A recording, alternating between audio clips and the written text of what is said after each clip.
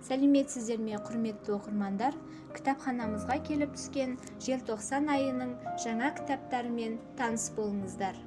Биылғы Абай Құнанбаевтың 175 жылдық мерейтойына орай Абайтану сериясының 10 томдық топтамасы филология ғылымдарының докторы, профессор Мекемтас Мырзахметұлының көп жылдар бойы терең зерттеу нәтижесінде жазған Мұхтар Әуезов және Абайтану мәселелері, Абай және Әуезов атты тұжырымдамалық еңбектері мен оның құрастыруындағы Абайды оқы, Таңырқат атты хрестоматиясы енгізілген. Кіші топ оқырмандарымызға арналған балаларға қазына атты жинақтың бұл томына ертегілер топтастырылды.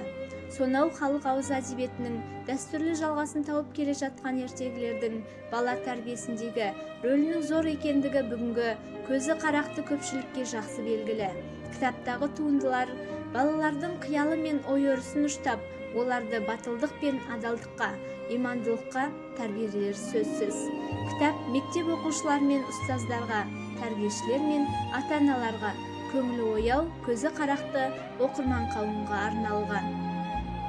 Қоғамдық саяси және тарих саласы бойынша түскен кітаптарға тоқталып өтсек.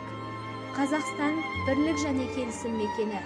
Нұрсұлтан Назарбаев, Большая политика. Тарихымен тағдырлас Талдықорған. Бөрібай батыр, Орақты батыр. Талдықорған келешекте талпынған атты фото-альбом. Авторы Барсбаев Берік. Екі тілде жазылған. Қазақ және ағылшын.